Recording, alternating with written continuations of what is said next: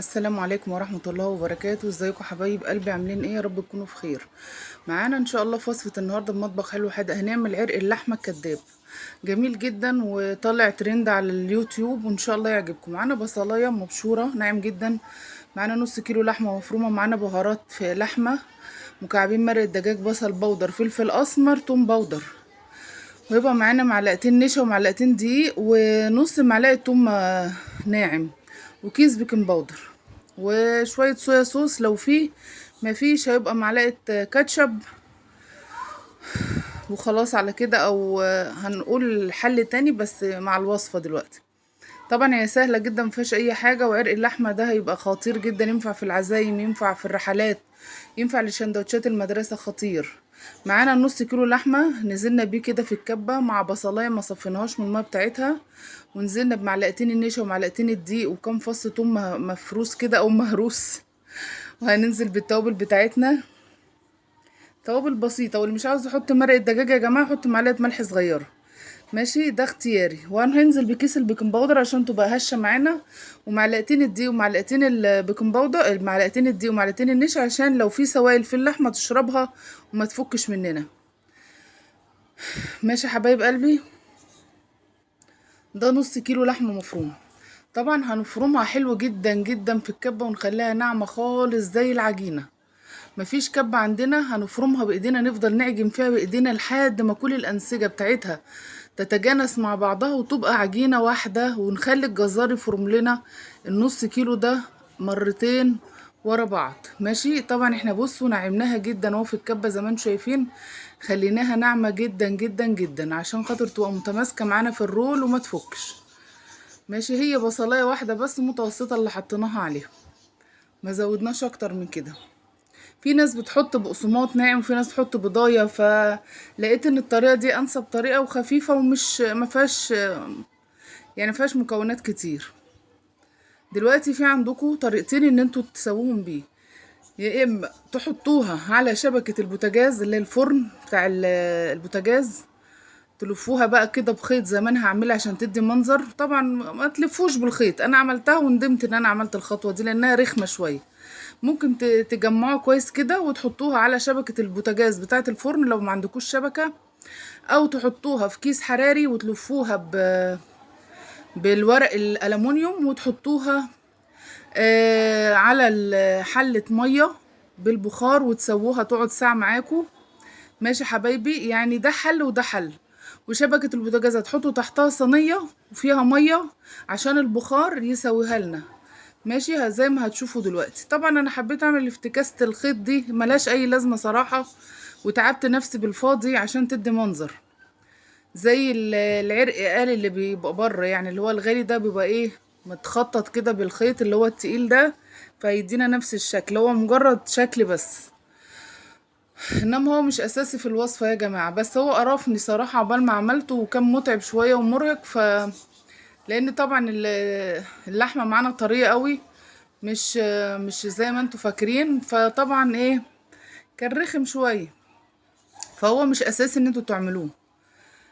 فاهمني؟ فانتوا هتحطوها في رول استريتش وتلفوها لفه جامده جدا وتحكموها بالالومنيوم، بورق الالومنيوم، وبعد كده تسووها زي ما قلت لكم على البخار. تحطوا حله ميه وبعدين مصفى وتحطوها من فوق وتسيبوه نص ساعه على كل جنب، وبعد كده اول ما يستوي تسيبوه يبرد، وبعد كده ممكن تحمروه في حته سمنه في طاسه على النار.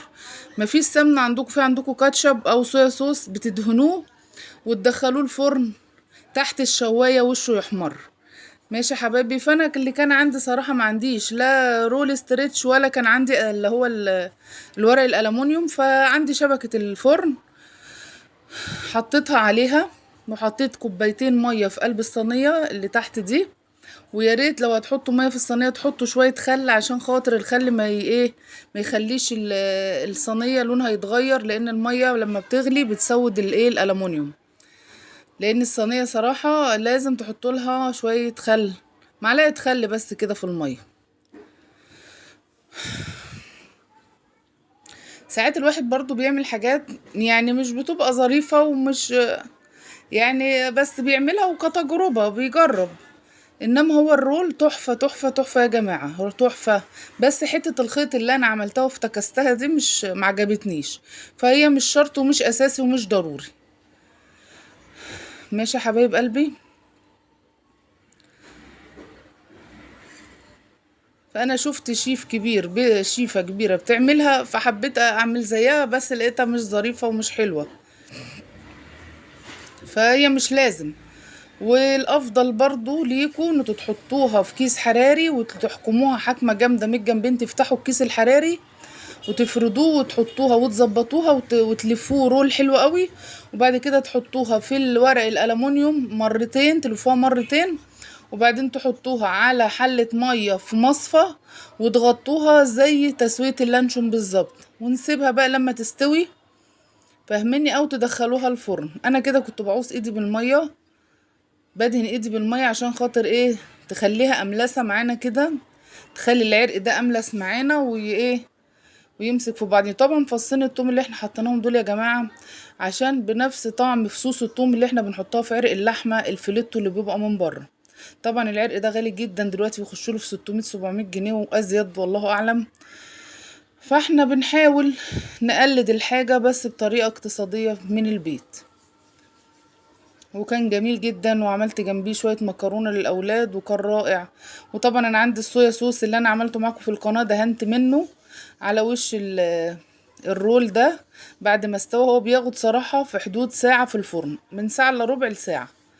ماشي. انا حطيته على شبكة الفرن وحطيت كوباية مية من تحت. ماشي. وكان الفرن سخن معانا وحطيته وحطيتها من تحت خالص على الفرن نفسها. كده كان خلاص دخل معانا في سوا وكان استوى، وطلعته بقى عشان ادهنه. طبعا ما جبتش كل مراحل السوا، يعني خلاص انا بقلبه على كل جنب شويه، بخش اقلبه على كل جنب شويه، كل حبه كده. بصوا كان ما شاء الله، هو اصلا كان محمر معانا من غير صويا صوص، يعني كان الفرن ما شاء الله ابتدى يحمره. بس حبيت اديله طعم وتست زي رول اللحمه اللي هو الحقيقي. بيبقى طبعا فيه طبعا حلوانه كده، بتحطوله برضو حاجات زي كده.